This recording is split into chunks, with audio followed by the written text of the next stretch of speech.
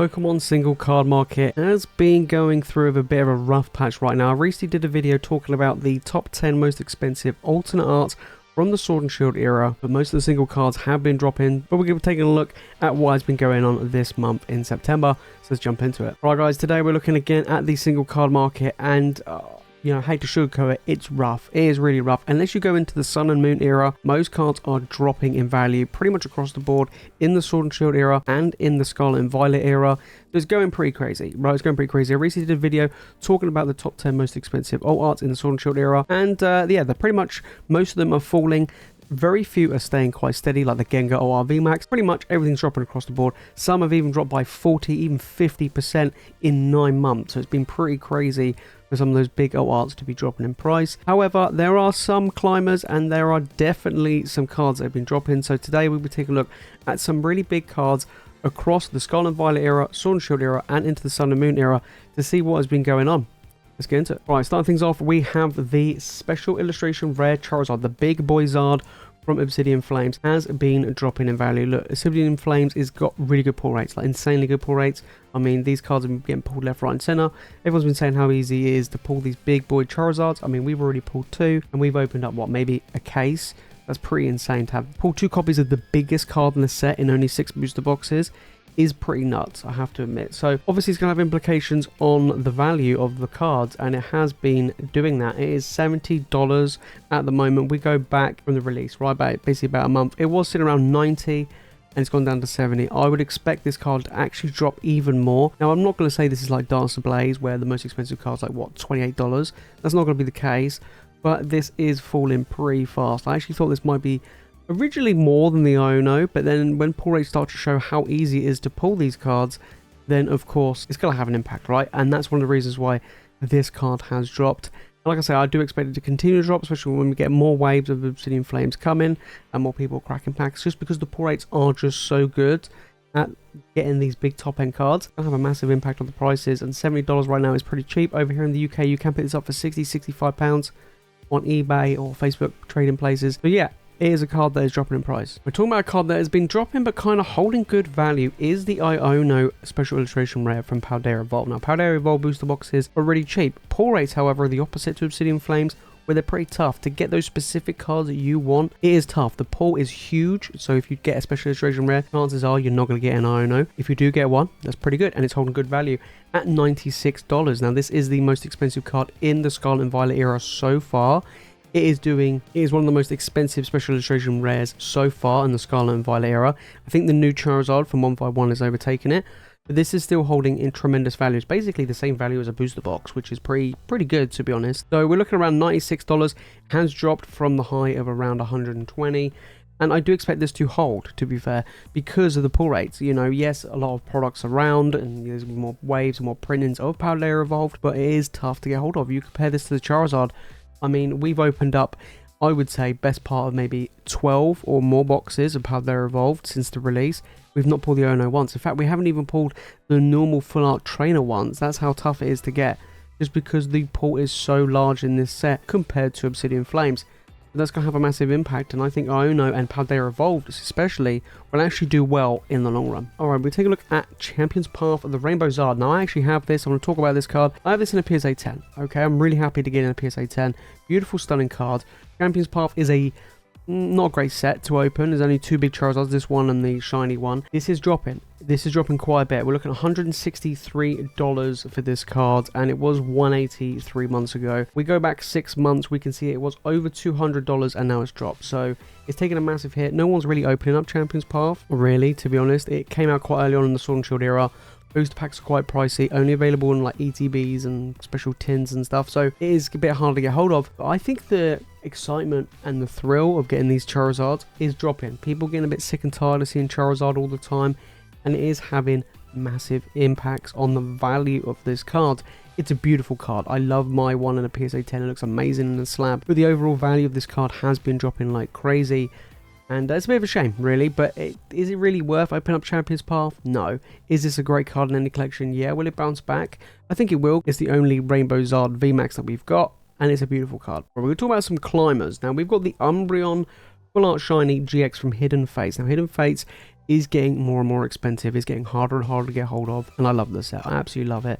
This card, $120. It's actually been going up, as we can see. Got up by about $10 in the last 3 months, which, you know, it's a climber. It's nothing too crazy. But we go back the last 6 months, and this card has gone from $100 to $120. So it's gained about 20% in the last 6 months, which is actually pretty good going. Like I say, Hidden Fates, ETBs get more expensive, booster packs get more expensive.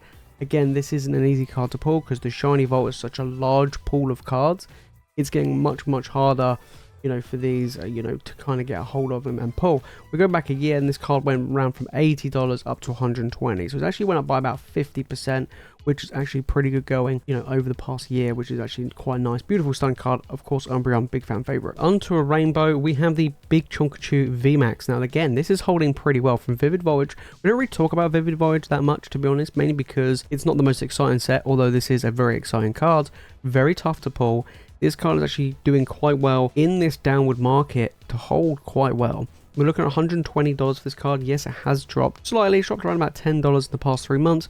If we go back on the last 6 months, this card had a little bit of a spike. It came from 160 now down to that 120. We go back over the past year, we can see that weird spike. But in actual fact, it's been around 130 for a really long time. Had a bit of a weird moment there. But now it's kind of leveling off to where it was. So overall, this card has dropped over the past year, but it's holding pretty strong. Vivid Voyage boxes aren't really moving. They're not going up. They're not going down. They're kind of just staying quite nicely. But I do feel like this is a great card. Very tough to pull. It is the chase card of Vivid Voyage. It's the reason why people still open Vivid Voyage. And I have to admit, Vivid Voyage is getting harder and harder to get hold of. Like, in general, just getting hold of the, you know, booster packs to just crack open to try and pull this. But nonetheless, this is a really good card, holding good value against the downward trend that we're seeing with Sword and Shield cards. Right, we're going to talk about my boy Titar. We actually went through all the old arts the other day, but we didn't really cover him because, well, he has fallen a bit, to be fair. Under $100, $97 Battle Styles. What is it? Probably one of the weaker sets in the Sword and Shield era. I love Battle Styles. Have a master set. I really enjoy it, right? I love the artwork of the set. $97. It was $110, so it has dropped over the past 3 months. It's still an absolutely stunning card. I really, really rate this. I have it graded. Didn't get the best grade, but I do have it graded, and it does look really nice indeed. We go back over the last 6 months. This card kind of went down from its highest ever point, right, at $115. So it's going to have a bit of a bounce back. We go back the past year. We can see overall it's up over the past year. Even though it's dropped, it is still up over the past year. And Battle Styles, you know, booster boxes are over $100. They're getting a bit harder to get hold of, a little bit more expensive. Or it's super tough in Battle Styles. Like, I had to go out my way to specifically buy the cards to finish off the master set. But it is nice, right? This is a nice card. And to be fair, all the old arts pretty much across the board, only a very small amount in Sword and Shield are holding value, taking a hit. Talking about cards going up, we're talking about the Charizard Big Boy Shiny one from Hidden Fates. Now the Hidden Fates cards, this one's been doing pretty well. $400. It's been going up over the past 3 months. It was at about $380, so it's gone about $20 over the past 3 months, even though I did take an overall dip. But look at that over the past 6 months, guys. It has been on the climb from $350 now to $400. It is doing really, really well. I think one of the reasons is, 1, it's hard to get hold of. 2, Hidden Fates is hard to get hold of. And 3, Hidden Fates is getting more expensive. So it's one of the reasons why these cards are going up. Like the Umbreon we saw, and over the past year, it did actually dip. It was $380, took a bit of a dip, you know, just low as about $340 to $350, and now it's higher than it was a year ago. So this is a big card. I don't have it in my collection. I'd love to have it. It's a beautiful card. But overall, this is just a big climber and doing pretty well. Sun and Moon era is just doing fantastic, whereas Sword and Shield is struggling. And now I do feel like some of the Sword and Shield cards will bounce back. But right now, it's all about Sun and Moon if you want to see these big climbs across the board. And then we have the Giratina V Star. So we've got the Gold Boy from Crown Zenith. Crown Zenith, as we know, is an incredible set. Probably one of the best sets in the Sword and Shield era. Great way to finish off the era. Pull rates are fantastic. This card, we've pulled a lot of, to be fair, similar to the Charizard from City in Flames. On the live streams, I mean, I think we pulled this maybe 3, even 4 times. It is crazy, and we haven't opened up anywhere near as many packs as Obsidian Flames, for instance. So, yeah, it's pretty good. Like, the pull rates of Crown Zenith and the amount of product that's out there, I would think these cards would be dropping, and they have dropped. However, Giratina's doing okay. We're looking at about $88 for this card, so it's doing alright, to be honest. Over the past 3 months, it has gone down from 93, but doing okay. All things considered, most of the other cards from Crown Zenith are falling through the floor, but, you know, your boy Giratina's doing alright. So it went from $110, and like I say, did go to as low as 80, but back up to 88. We go back the past year, basically since it came out, it has been going down since it came out, right? It had a little bit of a spike when it came out, and then it bang. All those printings of Crown Zenith, product releases, you name it, are dropped in value. But overall, it's been doing pretty well compared to what's been going on with other Sword and Shield era sets, and especially with Crown Zenith. I think it's doing pretty good. There you have it, guys. That's what's been going on for just a small handful of cards from the 3 different eras. What do you think? Let me know down in the comments of what's been going on in the single card market. We've already talked about alt arts and what's been going on with them in the Sword and Shield era. Scarlet and Violet, it's doing okay, right? Things are going okay. We are going to be covering the 151 card prices after release, so make sure you're subscribed to check out that video. But if you've made it this far into the video, guys, and you've enjoyed it, make sure to smash the like button and make sure you subscribe for more Pokemon content. And if you want to know what's been going on with the top 10 most expensive Sword and Shield alt arts, then make sure to click on this video right here. And if you watch more Pokemon content, guys, of course, you know what to do. Make sure to hit that subscribe button. Alright, guys, that's it from me in this video. Thank you all so much for watching. You guys are legends, and I'll see you in the next one.